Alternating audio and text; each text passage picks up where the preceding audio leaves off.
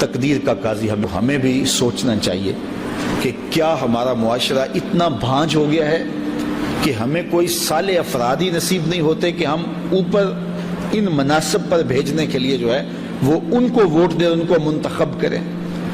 میں آپ سے یہ عرض کرنا چاہتا ہوں کہ آج ہم یہ بات کہتے ہیں جی کیا کریں، کوئی ہمیں قیادت ہی نظر نہیں آتی ہے، ہمیں کوئی سیکنڈ آپشن ہی نظر نہیں آتا ہے۔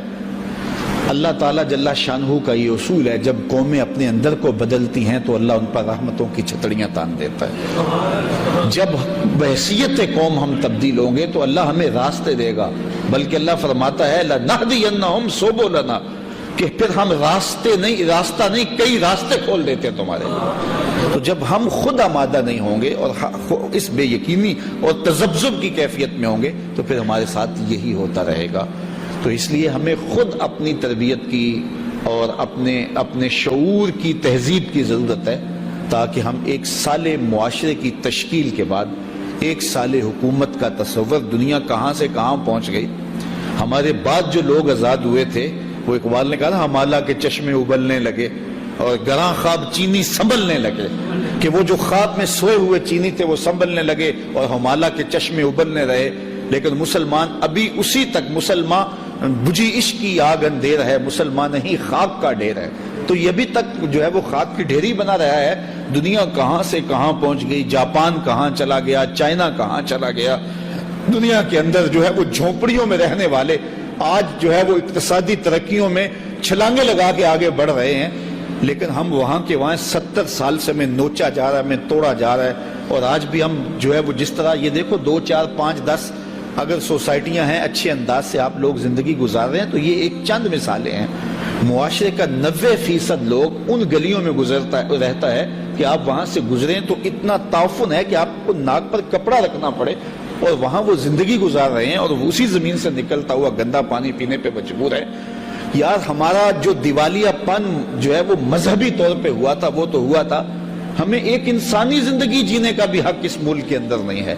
تو اس لیے ہمیں اپنے شعور کی تہذیب کے ساتھ آگے بڑھنا ہوگا، اور اس کے لیے مجھے تو صرف میرے بارے پوچھا جانا ہے، یا میں آپ لوگوں تک کوئی بات پہنچا سکتا ہوں، یا جن لوگوں تک بات پہنچا سکتا ہوں، مجھے تو صرف اتنا سوال ہونا ہے۔ میں یہ سوچتا ہوں کہ میں ایک یا 10 20 لوگ اگر اپنی شعوری تہذیب کے ساتھ آگے بڑھے گے بھی تو پھر ہمارے سے کیا ہوگا؟ ایسا نہیں ہوتا۔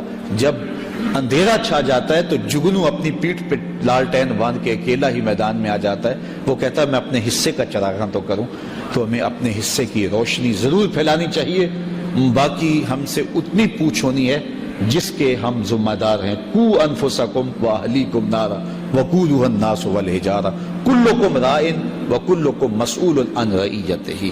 اس لیے ہمارا وزن اس پلڑے میں ہونا چاہیے جو خیر کا پلڑا ہے، جو شر کا پلڑا نہیں ہے، اور ہم کبھی بھی کسی صورت کے اندر کسی گناہ کسی بدی کے معاون مددگار نہ بنے، نہ اپنے قول سے، نہ اپنے عمل سے، نہ اپنے رویے سے، اور نہ اپنی کسی ضرورت سے۔ بعض کا سمجھتے ہیں یہ ضرورت ہماری اجتماعی ہے، اس کے لیے ہم ایسے کر سکتے ہیں۔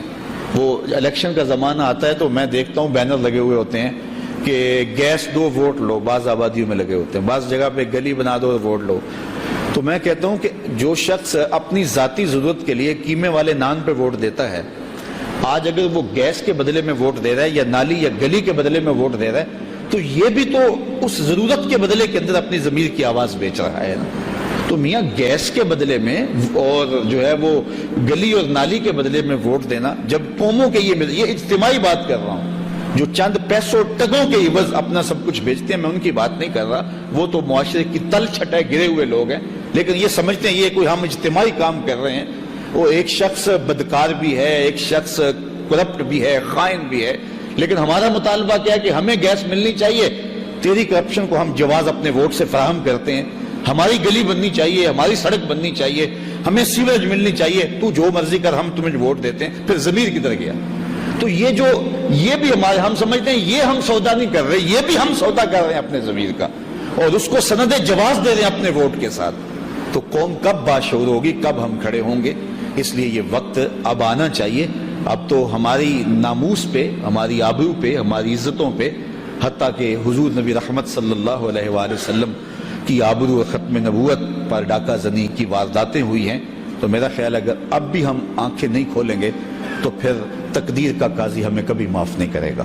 وآخر دعوانا ان الحمدللہ۔